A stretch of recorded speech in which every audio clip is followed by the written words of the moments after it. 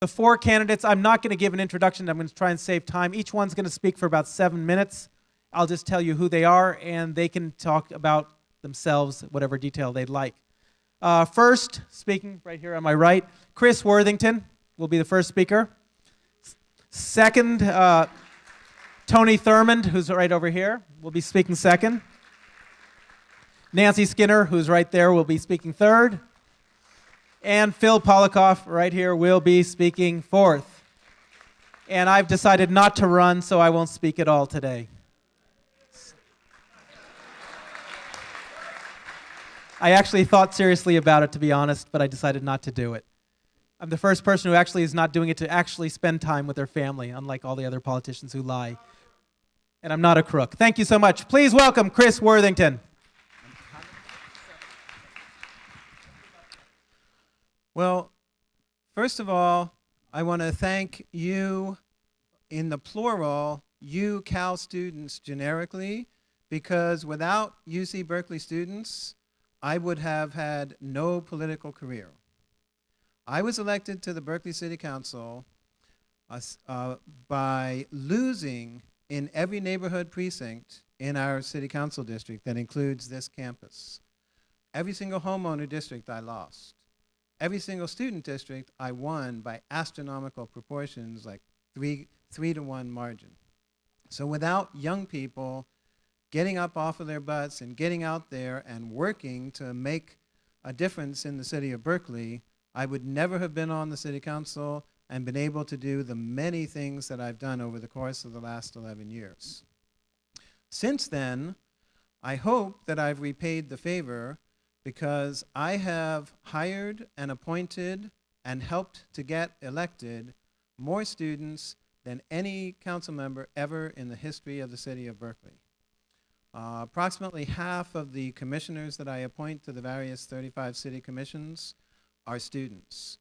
I've gone to Sacramento and lobbied against fee hikes, and I've fought very hard to support education funding, and I've worked on hundreds of different issues that many of the best ideas in Berkeley come from you, and then they work their way through the city bureaucracy and through the state bureaucracy. And I see myself, it's sort of funny, one of the other council members has said that I'm a tool of the Sierra Club and a slave to the students. And she means this in a negative way. I actually think of that as flattery because I am a tool of the Sierra Club and of other social movements. I'm a passionate environmentalist, a passionate labor advocate, and I work on hundreds of different issues. And so you can look on our website and see some of the range of issues I've worked on. In the course of my 11 years, some of our biggest victories have been budgets. Now, you're reading right now about the state budget is in a state of catastrophe. And Arnold Schwarzenegger is applying, this cut everything, including education. Well, if you're smart enough to get into UC Berkeley, you probably know that slashing education funding is not only going to hurt the students who are coming here in the next couple of years, it's going to hurt the entire workforce of the entire state of California for decades to come. So his penny-wise, pound-foolish economic policies are catastrophic and destructive, not just to students, but also to the economy of the state of California. I will make education my #1 priority, and I will make the budget a #1 priority for the entire budget. In the city of Berkeley, I have gotten millions of dollars dedicated to important priorities, such as affordable housing, increasing access of low-income people to health care. And for 11 years, some of the other council members are sort of jealous, like, well, how does he get so much money for all the things that he wants? Well, I mean, one of the ways is I do my homework. Most council members read the budget, which is about this thick. That's the book they give out. I actually go to the city manager and say, give me the whole budget, which is this thick. And I read every single thing and I study it. And when people say we can't afford to put $1 million a year into affordable housing, I'm like, well, we have 1.7 million in this fund over here and 300,000 over here, and we can move this around. And that, one of my passions is to get on the budget committee and do a major overhaul of the state budget, which, as you can see in the current situation, we need progressive people who can actually crunch the numbers and know what kinds of budget proposals we need to make. Because much, I mean, many of our values, we think of, we want to help people. Well, in order to help people, you have to get the money in order to pay for the services. And that is 1 minute to go? Okay, well, in my final minute, I just want to say I have been endorsed by numerous local elected officials. The only statewide organization, which is Equality California, Progressive Democrats of the East Bay, and the Berkeley Daily Planet. In all of my previous campaigns, I was endorsed by the Daily Cal, and I'm hoping that when they get around to it, they'll endorse me again. And I am a vigorous, passionate fighter for every progressive cause under the sun. But as deeply progressive as I am, I also have common sense, so I don't make some of the mistakes that other people on the city council make. But I fight hard for every progressive cause that you care about and you believe in. And I look forward to working beside you throughout this campaign and in Sacramento. Thank you.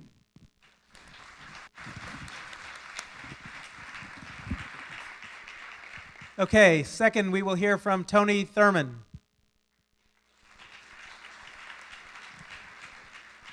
Thank you. Thanks for the invitation to be here today. It's good to be on campus. I used to be a resident director here and at Unit 1 Residence Hall. Anybody ever live in Unit 1 Residence Halls? Putnam, Freeborn? Unit 1? It's interesting, in the 2 years that I worked and lived on the campus, I never saw the inside of any classroom or any lecture hall, kind of like my undergraduate experience. I recommend that you don't do that. It's interesting being on campus and thinking about my own experience. It was on the campus that really activism became really awake for me, that I really began to realize that there's an opportunity to be relevant and to help make change. It's the first time anybody ever asked me to be on a committee or to work on something, gave me a project and said, carry it out. I got elected to the student body president position at Temple University in Philadelphia, where I grew up. And that's the first time I was advocating for education. We'd drive up to the Capitol, and we'd say, we don't want our student fees to go up. And we'd talk to legislators and say, we want change. And that's the kind of thing that I'll be fighting for as the assembly person for the 14th District. As I think about it, being on campus was the first time that I really began to understand what they meant when they said, be the change that you want to see in the world. If you think about it right now, our world begs for change right now. We're in an unjust war that never should have taken place and that we should be out of. Our economy is the worst that it's ever been, and our international standing is the worst that it's ever been. We have environmental problems that threaten our life and well-being. Healthcare is a major challenge. We have social problems. If you know about Richmond, where I'm on the city council, we're fighting every day to try to reduce violence and to help young people not be in harm's way. So the world is really waiting for you and me to make change. We can sit on the sidelines and wait for somebody else to make change, or we can get in the fight and we can make change right now. Is that all right with you? Let me try that again. If you're prepared to make change, let me hear you say, yeah. I'm going to ask this side of the room. If you think we can have success in making real change, let me hear you say, oh, yeah. Some of y'all didn't hear me now. Come on now, don't get me started. This mic is getting kind of hot. If you think that our generation is relevant and we're going to be the change we want to see in the world, let me hear you say, oh, yeah. All right. We're getting it warmed up. Come on now, guest speaker. That means, if you didn't do the reading, you catch a little break. So show some enthusiasm. Education, we talked about education. I have to say, education saved my life. I wouldn't be standing in front of you if it weren't for education. I lost my mother to cancer when I was 6. And I grew up in a tough neighborhood in Philadelphia. And all along the way, people encouraged me to get an education. And higher education helped me to open my career to be a social worker. I've been a nonprofit manager for 15 years. And I run a nonprofit in Alameda County for young people who are coming out of foster care, who at the age of 18 are asked to go out on their own with no family, no support. And we provide housing for them. I also oversee a health clinic for the youth. So you can be sure that I'll be advocating for health care issues and foster care issues. I've raised over $1 million to help strengthen foster care programming in Alameda County. I've worked to reduce violence in the city of Richmond and to promote a regional kind of cooperation between Richmond and Berkeley and Oakland and other cities, because we're experiencing violence at really a nationwide trend. But more work is needed. And I want to work with you. If you hear nothing else from our conversation today, I would like to work with you. And if you're interested in politics, if you're interested in getting involved in the community, if you're interested in getting change done, I'd like to have the opportunity to work with you. And it's Tony Thurman at tonythurman.com. And Chris is here with me today. If you're interested, he'll sign you up. Chris is in the back, and he'll sign you up. Every issue that you can imagine is paramount in this campaign at this time, now more so than at any other time in our life. I'm on a negotiating team to say that some of the biggest refineries in our country have to reduce their emissions now, not wait till 2025. I live in a community where there have been refineries for over 100 years that have been polluting air in the poorest communities. People of color have been suffering asthma, cancer rates, and these are refineries that have had Chevron, I'll say their name. These are refineries that have had some of the highest record profits in the last quarter, yet they're asking to have their property assessment taxes lifted. They're saying we can't afford to pay. They're saying we have to process dirtier crude. What they're really saying is we don't think anybody's paying attention. We don't think anybody cares. What I'm saying is, as a city council person, I'm demanding that they have transparency. Every time they flare, every time they emit something into the air, we want to know what it is. Every time they say we need to process dirtier crude, my message to them is, you don't need to process dirtier crude. Spend the money to process cleaner crude. Do right by the city that's done right by you, and don't leave people in harm's way. And if you can't reduce your emissions down to zero, then you're not going to get a vote from the city council person. So the environment is paramount. We know education is critical. We used to be first in this country in everything, including education. But Prop 13 came along, and they made a rule that said corporations could pay the same property taxes that they've been paying since the 1970s. If you talk to your families about their property taxes in California, they'll tell you every time a home sells, the property taxes get reassessed, and every year we pay more and more in taxes. But we allow the largest corporations in the world to pay the same taxes that they've been paying since the 1970s. If we want to be serious about putting money in public education and fixing our busted budget in this state, we've got to get serious about the correct type of taxation. And if any of you are millionaires in here, I'm sorry, I'm just going to say it to you right up front. I want to tax you, okay? I want to tax you. Because for the last 8 years, President Bush has allowed the wealthiest earners in this country to get all kinds of tax breaks. And if we want to get serious about making change, we need the money to do it. Are you down with that? You want some money? You want to make education number one again in this country? The world is waiting for you. Whatever you decide to do, whoever you support, I'd like to be working with you shoulder to shoulder. My name is Tony Thurman. I'm running for the 14th Assembly District, and I thank you for your time.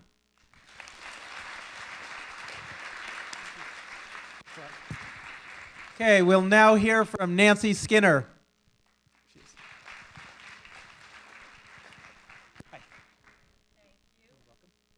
All right, so before I start, I walked around because I'm very used to this building and this room.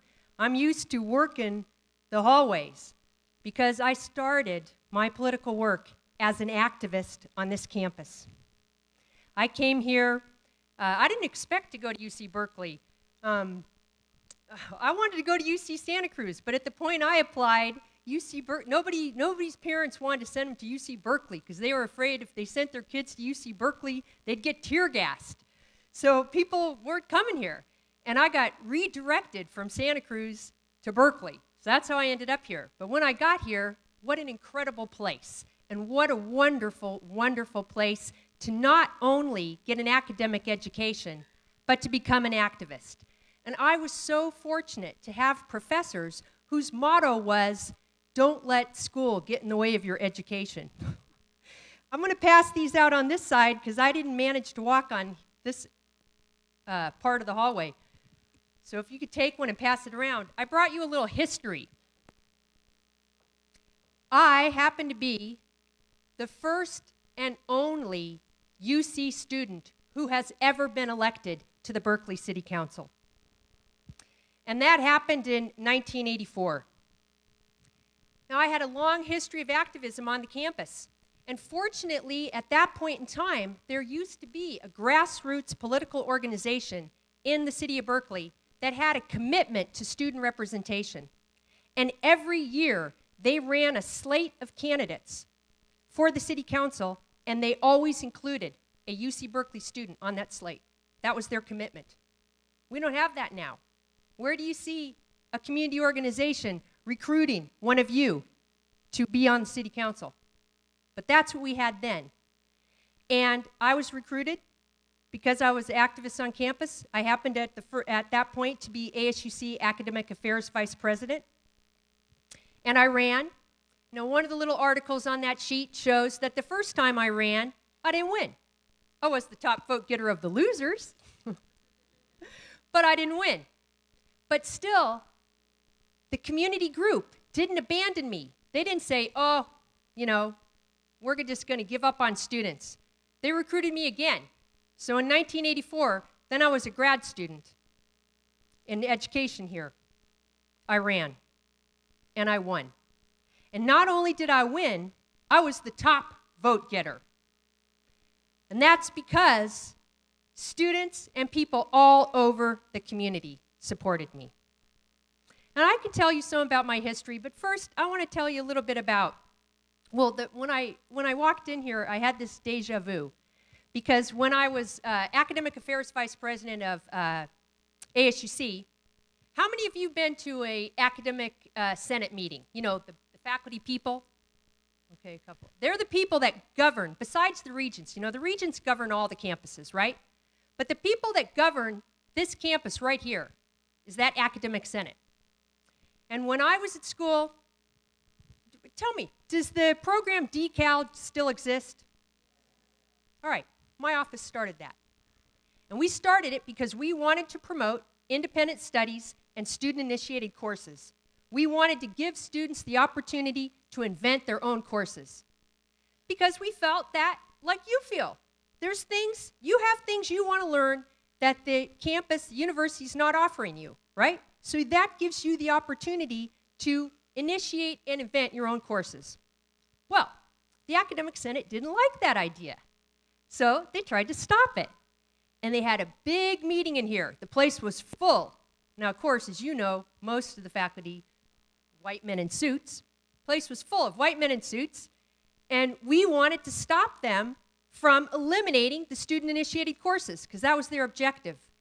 So we worked these every row, giving them out flyers, telling them why. And before that, we had gone to a lot of faculty members and enlisted their support, and we got them to speak on our behalf. And we defeated their effort to try to eliminate student-initiated courses. And that's why you still have them today. So I had this memory when I walked in here. But now, why am I running for the assembly? I mentioned to you already, I did serve on the Berkeley City Council. I served for 8 years. I also now serve on the East Bay Regional Park District Board. So you know Tilden Park? Okay, that's the Park District Board. So I'm on that now. But the reason I'm running for the assembly is California is in a crisis. When I was a kid, and I'm a native Californian, I went to the public schools in California. When I was a child, California was #1 in public education. #1. New York, Massachusetts, California. Highest quality public schools, top per pupil expenditures.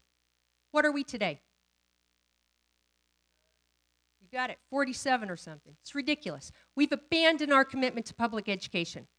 And when I came here, most everybody could afford to go to this campus. It was affordable. What kind of fees do you pay now? They're outrageous. They're outrageous. And if you're taking out loans, how many years are you going to have to pay off those loans? Yeah. Well, that is not the California that I grew up in. And that's not the California that you and I love and want. California is so well known as an environmental leader, and I have very strong environmental credentials, and I can talk about that. That's my professional work. I've spent 15 years working solely and only on global warming, and that's my expertise. And I'll continue that when I'm in the state legislature. But the environmental issues, California's pretty good on. We're one of the leaders in the world, and we're great on technology and innovation, but we have abandoned our commitment to public education. And that means we've abandoned you, and we've abandoned people, and that's not right. That's why I'm running, because that's my commitment. My master's, I told you I went to grad school, was here, education. Now, what's the other thing that's really on, I think, everybody's minds? How many of you expect, I know you all feel pretty good you're going to get a job after going to a school like this, but how many of you expect that that job is going to provide you health care benefits? Yeah, not too many people are holding up their heads, huh? Some, I'm glad, but a whole lot of people didn't. Well, my daughter has her degree from Cal, or not Cal, sorry, UC Santa Cruz. She went there, I didn't. She has her degree from Santa Cruz. She's got a job now, no health benefits. None whatsoever. Well-paying job, she's qualified, well-credentialed, but hey, the industry standard is don't provide health benefits. What happens to her and you if you get sick and you don't have health care? So my other reason, we have to have accessible, affordable health care for all. So I have to stop. I want your help. I want you to help elect me to the state legislature, Nancy Skinner, www.nancyskinnerforassembly.com, and I want you to work with me. I want you to come up with bills and legislation, okay? I want you to author legislation. Then you can be the change that Tony was talking about. Thank you. Okay, and our last speaker, and then we're going to open it up for your questions for all the candidates, is Phil Polikoff. Thank you so very much. It's an honor to be here today. I came to Berkeley in 1973 to come to be a part of this university. I came to be an employee. I was the first staff member as a physician for the Labor Occupational Health Program. I came to be a student. I was a master's in the School of Public Health. And I also came to be a lecturer. I taught in a unit that was here then, that isn't here, called Theme House. Anyone ever even heard of it? It was the experimental college at Berkeley, where courses that normally you couldn't take in the main faculty were here. So over the last 30 years, Berkeley's held a very special place for me. And yes, I am still waiting to go to the Rose Bowl. That hasn't occurred yet, but it will happen. Before I share a little bit about my own personal background, I thought it would be important to try to get a sense of where you folks are, since maybe there's a generational gap, and I didn't really want to have that. So I talked to my son, who's home from spring break, where he's a undergraduate at the University of Michigan, and he gave me David Letterman's top 6. You can either agree with it or not on what he thought the major problems were as being a student in university today. His first issue was, number 6, were societal issues. Some people are more engaged in it than others. Some people were into global warming or the presidential race or the like. The next one was future employment concerns. Where are you going to get your jobs when you get out of here to pay off the loans that are upon you at this point? Fourth was social life. He's struggling to say, is it better to be in a Greek house or not a Greek house? So that was relevant to him. He's not, because he's a singer and all his time is taken up in the glee club and in the a cappella choir. Third was financial concerns. He says that was paramount. All the kids were talking about in his dorm or his apartment was who's going to pay the bill, not only long-term, but short-term. He doesn't feel comfortable spending money because he doesn't know where it's coming from. Second is the sense of liberation. I thought this was cute. He said, I thought it was great to get away to college, but in reality, I miss my mom's food at home. So it wasn't as good as I thought it was. And first and foremost for him was lack of time. He has an impossible time saying, I want to do this or that. And he tells me that there are 2 TV shows now that are very important that he can't see. One is Lost. Anyone seen Lost? Okay, and the other one was Gossip Girl. You got that? So those were 2. And I said, okay, Elliot, now that I got the top 6 list, where does the legislative process fit into?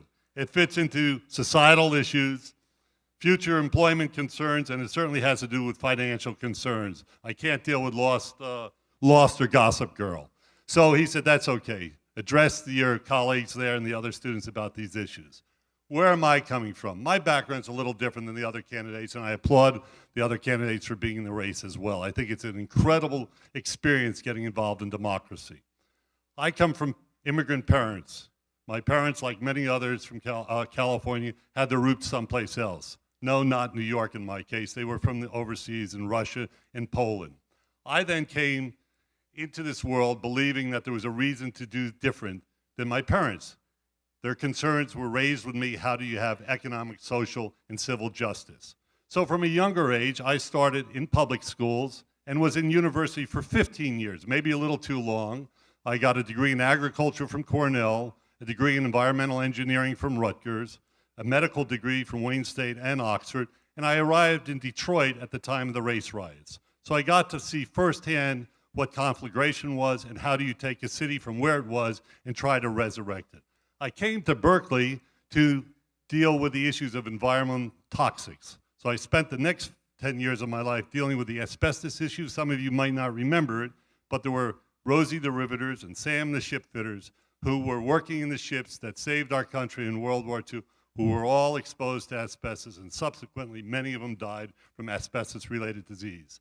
I honed my teeth on trying to get asbestos out of all those workplaces. At the same time, some of you might remember that there was another September 11th. September 11th, 1973. Did any of you ever see the movie Missing? Chile, the revolution, Salvador Allende killed. I was there at that time, dealing with civil rights in Chile on a U.S. diplomatic passport. So paying the dues to progressivism, I did. I then entered into different phases of my life. I started to work for the California legislature for 10 years, almost 10 years, on social policy. I spent the last 30 years on healthcare policy. And let me just share you some things about healthcare policy. We have accomplished very little in the last 5 years. Our statistics are even comparable to the education statistics. We are 37th in the world in longevity and 45th in quality of life. The cost of healthcare now consumes 16% of the gross national product, and there are 6.5 million people uninsured in California and 47 million. We have no policy. Simultaneously, we have not done very well in wellness, and we have not done well in the quality of care. So in healthcare, 3 things you want to remember: cost, access, and quality. And the most important thing is to remember the World Health Organization's definition of health. It is a state of emotional, social, and physical well-being, not solely the absence of illness and infirmity. Why do I want to go to Sacramento? 3 major issues. One is education, public safety, and economic development. My wife and I are incredibly involved in new economic development in socially responsible business, such as Tesla, the electric race car, such as Solar City, such as Elephant Pharmacy, such as Bright Source, new energy in the Mojave Desert. This is what gets jobs and new revenue to offset some of the problems with the taxation issues, which Tony is totally correct on. We have to alter the payroll taxes so it's fairer. We have to deal with the sales taxes, and especially we have to make sure a corporation pays more, especially when you look at the loophole that many got off with the fishing boats in South San Diego now. So in summation, like the others, I do solicit your support. It's a little different website, maybe a little easier to remember, drphil.org. Phil for Assembly. Easy? Let me repeat it. Dr. Phil for Assembly. I look forward to your participation. I look forward to having you on this journey. And democracy is a great thing, but you got to work for it. Thank you, Alan, and thank you. If all the candidates want to come up, and then we'll take questions. Here he comes. Okay, questions. If you want to, for a specific candidate or for all the candidates, we're going to have short questions, and we'll start with Scott because he asks good questions.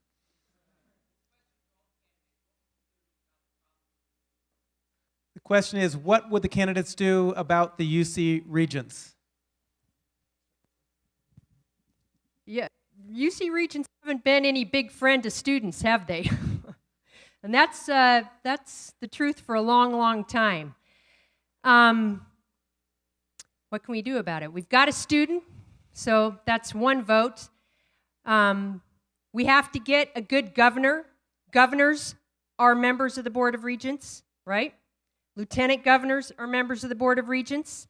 So we have to make education and investment in education our number one priority, which would then have us elect those kind of people who would then appoint regents who would be more responsive and who wouldn't just be looking at UC as a way to service corporations. That's an important role, but it shouldn't be the sole or the primary. The primary role of the Regents and University of California should be to serve students. Thank you. I think it may be a little bit more complex than, yes, you do have to make sure you get the right appointees to the Regents. And yes, I think once you're in there, you have to have a great deal of transparency.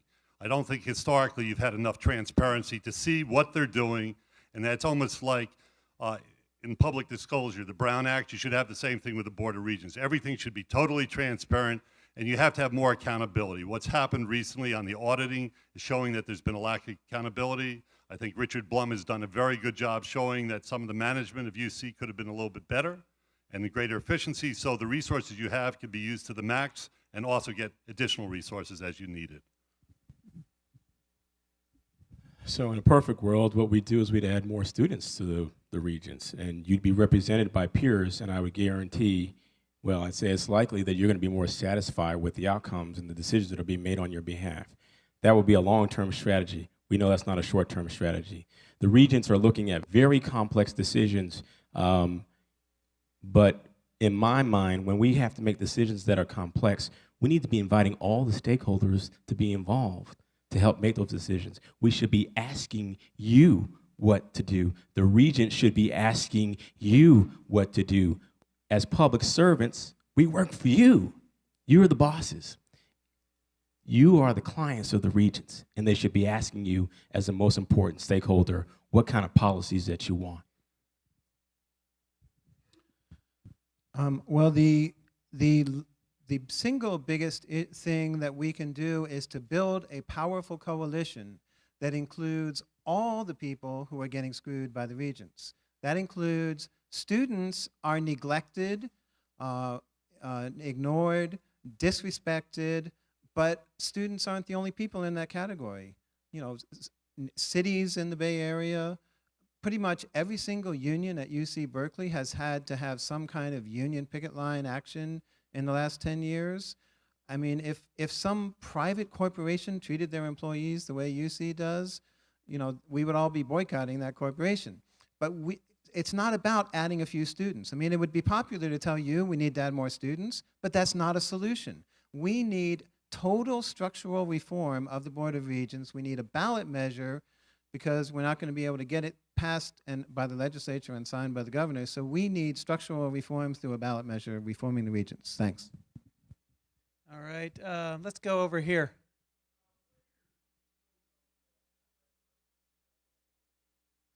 Okay. Question is the City Council's resolution about the Marines. You know, I'm almost inclined to just hand it over to the sitting Berkeley City Council member who's here, because he's had to live that issue. Again, it's really complicated, and I guess I'd have to say I'd approach it like this. And I'm speaking as a person who has a brother who's already served a term in Iraq, and I couldn't be more opposed to this war. I've been out planting crosses out in Lafayette. I just think that it's just wrong.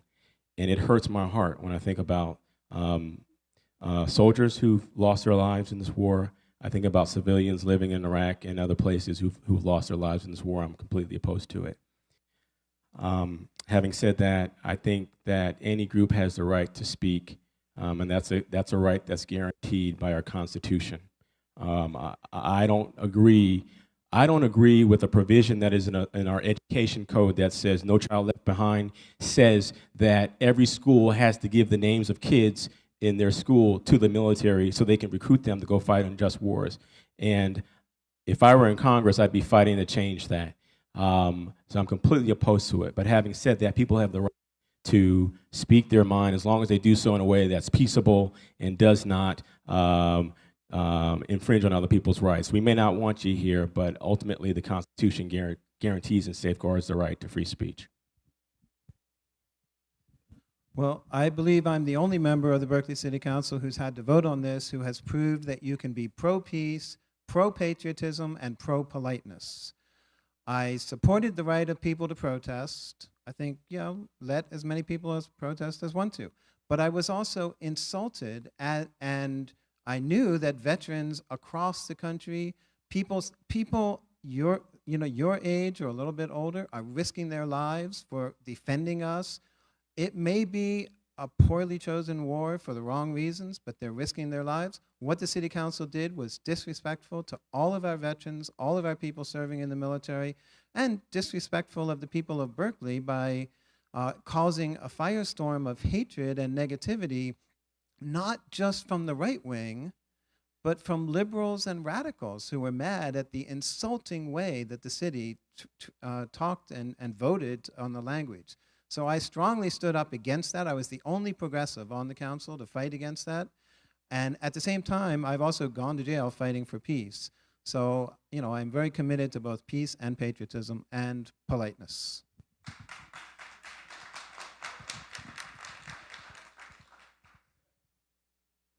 I think there are two specific issues. One is that the protest should have been against the president. He brought us into the war, not the Marines. So the protest was directed at George Bush, and I think that's totally conscionable, and that the city council should have done that. The second one is what's called good governance. I think it's deplorable that the city council did not read their packet of the information before they wrote their letter. So if you want to have checks and balance and quality, you better make sure what you're doing before you go out there and make a statement. The statement can be correct. In this case, they could have had a win-win. They could have taken on George Bush on the war, which we're all adamantly against. There's no subtlety about that. It's a catastrophic failure. On the other hand, there's also a responsibility to good government for the citizens of this town, and I think they absconded on that a little bit. So hopefully in the future, we can keep our principles, but do it in a more civilized manner and take on the right actor and actresses rather than leave it to a different rate. And one last thing. The Marines were here in 1776, which gave you the opportunity to be here today. So I don't think it was pointed at the Marines. I think it was all about George Bush and his cronies.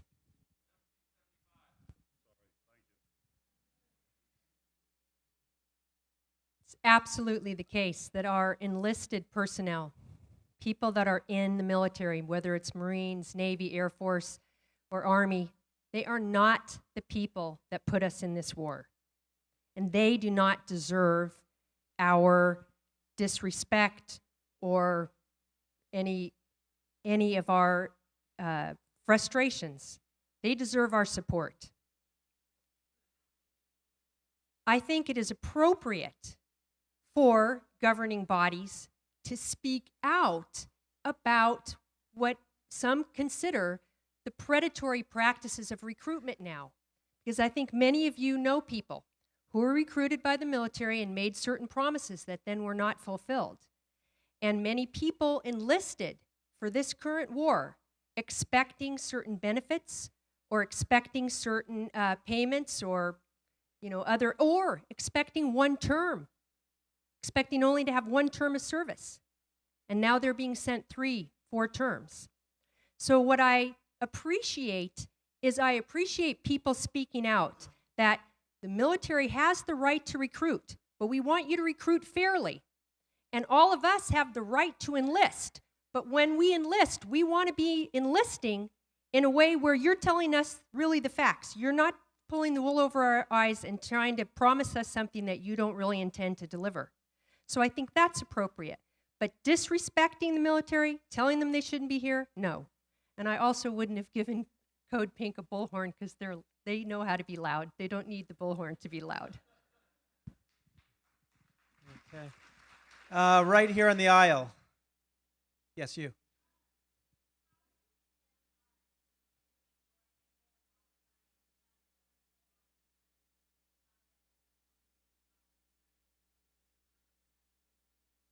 Dealing with Lonnie Hancock's long-term projects. Well, I think Lonnie should be applauded on some of her projects and be supported. The ones on good governance make sense, should be definitely continued. The one she has on career technical education, I don't know if you're familiar with that, really putting more emphasis on the green technology and training people to work in solar installations. It's great. It's a joint labor management business and brings the universities and community colleges. That's great. I think what she's done on the toxic spill is great, so I think that's great. I think there's a lot more that has to go on, too, in leadership in Sacramento. In the essence, right now, we stalled totally on healthcare reform. SB 840 is going no place at the moment. AB 8 went down to defeat. That was the compromise bill this year. So we got to get some things started on that. We definitely have to do something on developing more socially responsible businesses. So all of you have jobs that are really quality jobs, doing things to help society. So I think Lonnie's left her mark, and we just have to move on and make it even better, raise the bar further. One of the things I'm doing right now is I'm supporting her in her race for the Senate so that she can continue her race in the legislature and I can work with her as an assembly person. I think we should start with the clean money bill that she brought forward to say, let's get the money out of politics. Let's equalize the playing field so anybody who wants to raise a voice can do so to represent us. And it's not about the lobbies making choices for all of us. I would continue the work that Lonnie Hancock has started around foster care. I would look to extend the safety net that would be provided for young adults transitioning out of foster care from 18 to 21. Right now at 18, we say, young people, you have to leave. What's happening is youth are entering into the criminal justice system. They become homeless at a rate of 50%, and they suffer illness at very high rates and unemployment at very high rates. Youth who are in foster care graduate college at less than 3%, even though the state has money set aside called the Chafee Grant to help youth. I would change the legislation to say that we work with young adults who don't have families who are transitioning out of foster care to 21, and I would extend vocational education. Lonnie created a high school program that's in my district, and I would continue to work with her on getting the money out of the politics. Thank you. Well, I'll continue to do the good things that Lonnie does, like on clean money, education, and environment, especially the education in Contra Costa. But I'm the only candidate here who has dared to stand up to Lonnie Hancock and say, you're wrong. When she said she wanted 50,000 more prison beds here in the state of California, you know, I love Lonnie Hancock. I used to volunteer in her office when she was mayor. But I'm the one who said, Lonnie, you're wrong. We don't need 50,000 more prison beds at $15 billion, which is then going to take away money for education for the next 200 years in the state of California in order to pay the high-paid prison guards. All of this money is going to be taken away from education to subsidize all of these prison beds that she voted to get built, supporting Schwarzenegger's the most drastic prison expansion plan in the country, in the state, in history. Why do we need 50,000 more prison beds? Let's get 50,000 more people getting a good education. Let's put that money into the important priorities of our state. And unlike Lonnie Hancock, who has passed almost no bills, Wilma Chan has passed most of her bills, got through the legislature. I got 98% of my bills through in the city council. I'll do the same thing like Wilma Chan did. I will be successful and a leader in the state.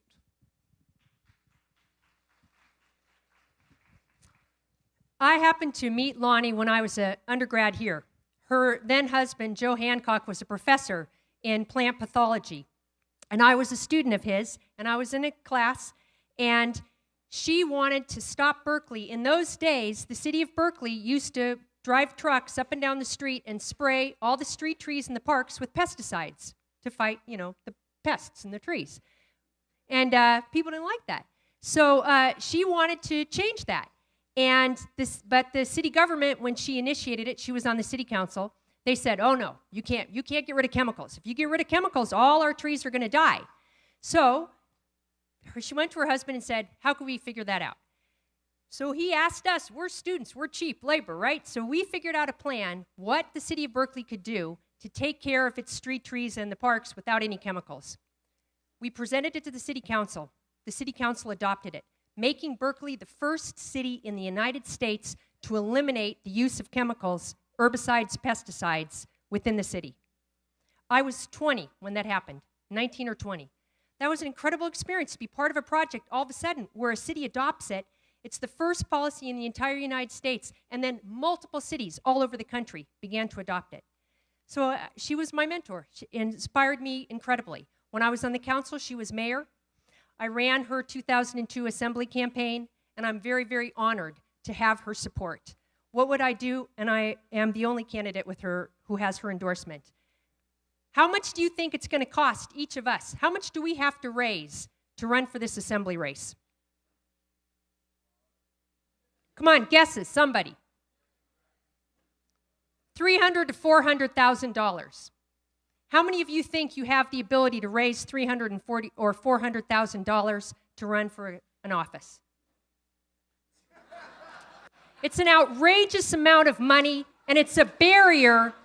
It's a complete barrier to democracy and to all of you and most of us for ever being able to become real participants in this legislature. Lonnie initiated the fight in California for clean money. I will continue that fight. That's what we need, so all of you and all of us can really participate in this democracy. Okay, once again, I want to thank the candidates, and please come on over to the Institute for Governmental Studies right now, spend a little time, get to know them, and see you all next week. Thanks.